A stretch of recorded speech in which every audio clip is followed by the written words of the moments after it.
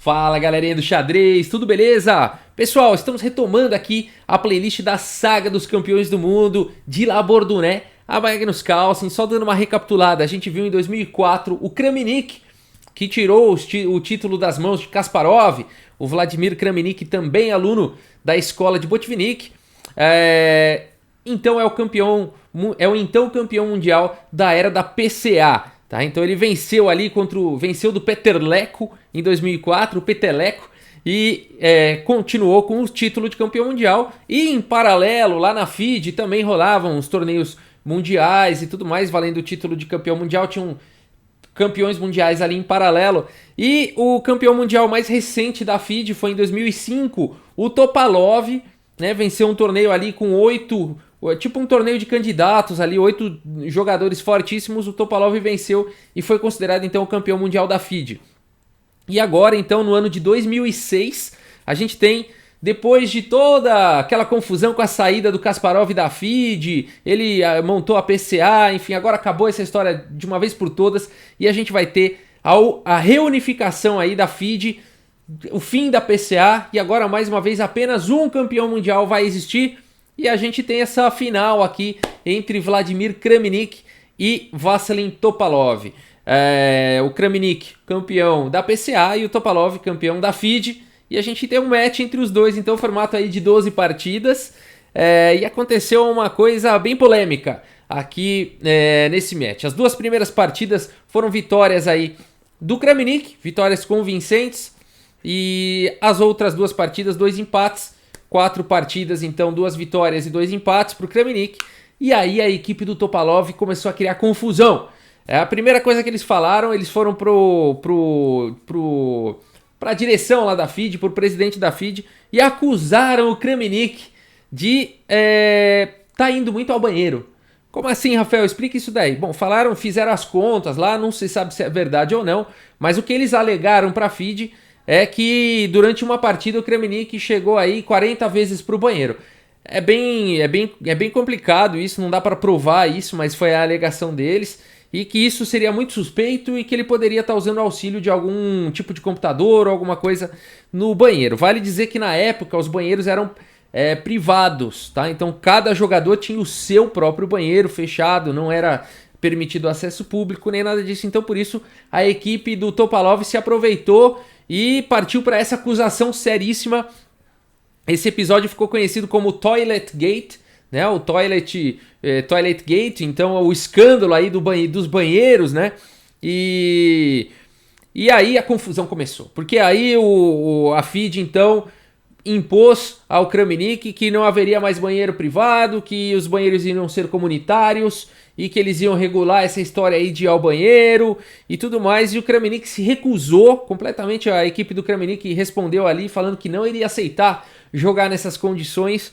E aí o Kramnik se recusou a jogar a 5ª rodada e ele foi tido então como perdeu por WO, o Kramnik. Um escândalo total, né? Aí o presidente da FIDE teve que intervir e aí vários dias de negociação ali, tanto com a equipe do Kramnik quanto com a equipe do Topalov.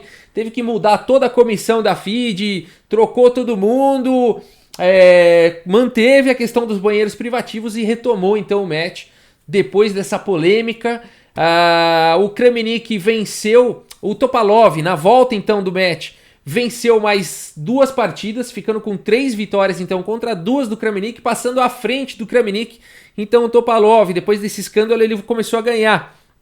E agora a gente tem então a partida de número 10 aqui, a rodada de número 10, o Topalov na frente por 1 ponto. E vamos dar uma olhada nessa partida. Antes, até aproveitando aí o assunto, queria comentar uma coisa que aconteceu aí, né? Tá muito falado atualmente esse assunto aí de banheiro, de usar computador e tudo mais. E aconteceu uma coisa até triste. O grande mestre aqui, o Igor Hauses, da República Tcheca, um grande mestre. Ele foi campeão da Letônia na década de 90. Então, assim, sem dúvida nenhuma, um grande jogador, sem dúvida nenhuma, um grande mestre que chegou lá por mérito próprio, né? Mas, por algum motivo, passando aqui, ó, tá vendo o gráfico aqui, a gente percebe um comportamento estranho no gráfico dele. 2003, ó, a gente vai passando aqui, o rating dele sempre oscilou aqui em torno de 2.500, né? Chegou ali quase a 2.600, caiu para 2.400 e pouco, ficava oscilando em torno aí de 2.500. E aqui ele já em 2011, com os seus 50 anos de idade, vai provavelmente o que acontece com a grande maioria dos jogadores, é manter esse rate, pode cair um pouquinho, né? Afinal de contas, as gerações vêm aí com mais vontade, né? Com mais estudo e tudo mais, então... Mas no caso dele aconteceu uma coisa estranha. A partir aqui de 2013, o rating dele de repente começou a disparar, 2.550, 2.600 e aí mais recentemente a partir de 2016, então... Olha só, 2.700, quase 2.700 de rating, ele chegou 2.693 agora em agosto de 2019, ou seja, nos últimos 5 anos, vamos falar assim, ele já perto dos seus 60 anos de idade, numa ascensão meteórica de rating, né? Isso levou a turma a suspeitar que ele pudesse estar fazendo alguma coisa e realmente chegaram à conclusão de que ele ia muitas vezes ao banheiro durante uma partida e acabaram conseguindo essa imagem, né? Recentemente, isso foi agora, semana passada, aconteceu esse episódio aí, flagraram ele realmente usando aí assistência de aplicativo, né? Assistência do celular durante uma partida, né? Ele saiu do meio da partida e foi lá pro banheiro, fazia isso várias vezes, punha lá a posição e para pegar o melhor lance. Um triste fato, principalmente por um jogador, um grande mestre que foi campeão da Letônia, né? Conseguiu tudo por mérito próprio, mas por algum motivo nos últimos anos veio provavelmente utilizando aí desse recurso há bastante tempo, né? E essa questão eu tô comentando, gente, porque é uma questão muito importante, tá? Essa questão tem que ser levantada, assim como na Fórmula 1, muitas coisas aconteceram e foram melhorando, em todos os esportes algumas coisas vão acontecendo e vão melhorando, no xadrez essa questão tem que melhorar. Ele não deve ser o único jogador a fazer isso, né? Usar o banheiro e tudo mais. Infelizmente, deve existir outros casos como esse. A recomendação para quem joga torneio se o seu adversário está indo muito ao banheiro, né? E aí você chama o árbitro, para ali o relógio e vamos resolver essa situação, né? Então isso tem que ser pelo menos como uma forma de inibir, né? Não deixar ali o seu adversário ficar indo no banheiro. Você faz um lance, ele vai no banheiro, ou faz uns 3, 4 lances, ele vai no banheiro, não pode, né? E aí, então, a recomendação por enquanto é essa, mas, enfim, algo tem que existir, provavelmente um detector de metais antes de entrar na sala do torneio, todo mundo tem que deixar o celular, alguma coisa vai ter que existir aí, vamos esperar para ver. Eu acredito que a FIDE deve se movimentar nessa direção nos próximos meses ou anos, aí a gente tem que resolver, né? Essa questão aí, mas enfim, é o Toilet Gate dos tempos modernos, né? Agora, será que lá na época do Kramnik e do Topalov, a turma acha que não, né? É tido num consenso enxadrístico aí de que realmente foi uma tentativa de manobra da equipe do Topalov, né? Mas que... enfim. Só pra constatar, tá, gente? A questão do grande mestre, ele assumiu, tá? Esse grande mestre da Letônia, ele assumiu, o Igor Houses, ele assumiu que foi uma fraqueza dele e que foi a última partida de xadrez que ele joga profissionalmente. Ele abandonou o xadrez depois desse episódio, segundo o que ele passou para a imprensa, e realmente um triste fim aí. Ele mesmo se colocou como... ele tá até numa fase muito difícil da vida dele, vocês imaginam, né? As críticas que ele anda recebendo, essa notícia saiu nos principais jornais esportivos do mundo todo, então não deve estar sendo fácil para ele, mas enfim, é o que é. E vamos então falar de coisa boa, vamos dar uma olhada aqui nessa partida do Kramnik de brancas, 10ª rodada importantíssima aqui então, jogando contra o Topalov. E vamos lá, aqui o Kramnik, ele abre com D4, o peão da dama, temos aqui cavalo F6 pelo Topalov, C4, E6, cavalo F3, D5, G3, indo para uma catalã, portanto, uma abertura catalã, né? Vai desenvolver aqui o bispo em fianqueto, bispo aqui em B4, cheque, bispo D2 cobrindo e bispo E7. Ao invés de jogar bispo E7 direto, as pretas dão um cheque primeiro na tentativa de deslocar o bispo das brancas para uma casa desfavorável. Aqui em D2 não é a casa ideal para esse bispo, então por isso essa manobra. A partida segue com bispo G2, roque, C6, e agora tudo bem, como as pretas fizeram 2 vezes o lance aqui com o bispo, o Kramnik pode se dar o luxo de mexer esse bispo de novo, ele deve fazer isso, colocar esse bispo numa casa mais favorável. Bispo F4, portanto, aí foi jogado. Cavalo de bem em D7, dama aqui em C2, A5 ganhando espaço aí na ala da dama, torre D1, cavalo H5 atacando aí o bispo e o Kramnik recua esse bispo aqui para C1, né? Ele não aceita essa troca, né? Trocar o bispo dele e ele prefere deixar esse cavalo deslocado aí no canto do tabuleiro por enquanto. A partida segue com B5, expandindo aí na ala da dama, C toma em D5, e aqui então o Kramnik vai para uma ideia de abrir aí a posição com C toma em D5, depois de C toma em D5, E4, o único lance coerente com essa estratégia aí de tomar em D5, para continuar abrindo então a posição. A partida seguiu com D toma em E4, dama toma em E4, agora a torre atacada vem aqui para B8, dando apoio para a casa B7. A partida segue com dama E2, já se antecipando aí ao ataque do bispo, e depois agora esse cavalo que está aqui no cantinho volta para F6, cavalo de H em F6. E agora sim, bispo F4, esse lance é possível, né? Não precisa se preocupar com o cavalo H5 agora, porque ele vem com o tempo sobre a torre, torre B6 e agora cavalo aqui em E5.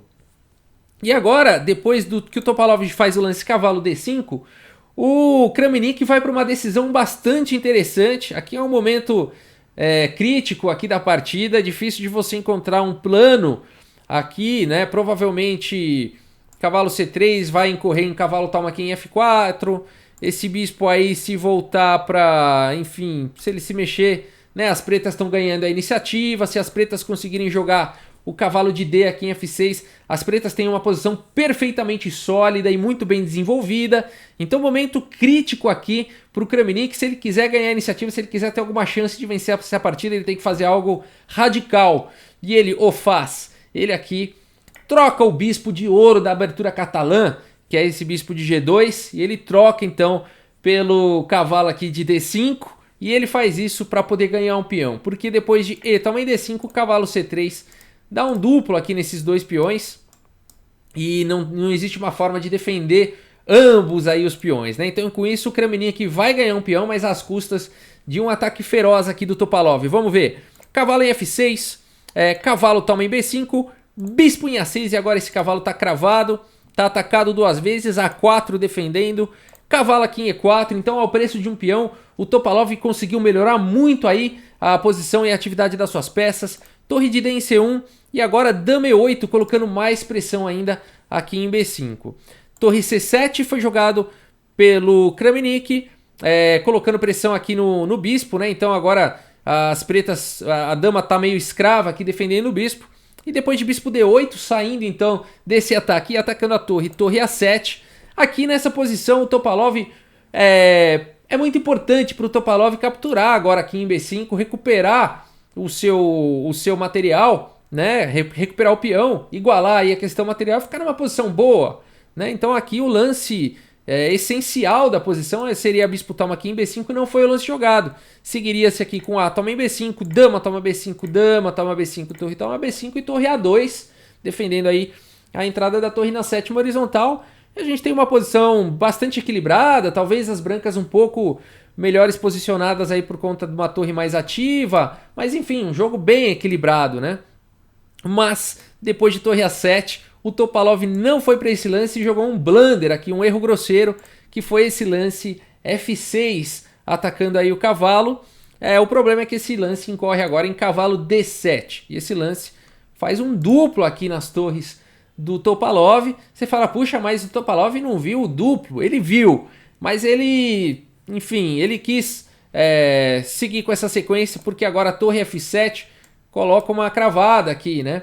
Afinal de contas, essa torre de A7 não está defendida pelo cavalo de B5 porque o cavalo de B5 está cravado. Então ele tentou ir para essa sequência. O problema dessa sequência é que perde mais um peão, porque o cavalo vem para B6 e depois de torre toma torre, o cavalo captura aqui em D5. E as pretas não ganham muito com isso. Vamos ver como é que segue aí a partida. Cavalo toma B6, torre toma em A7, então se aproveitando aí do fato do cavalo estar cravado, então foi simplesmente uma troca de torres aí. Só que agora com isso o Kramnik ganha o segundo peão da posição, com isso já uma vantagem praticamente vencedora, né? A partida segue com torre D7, cavalo de D em C3 e agora a posição muito bem defendida.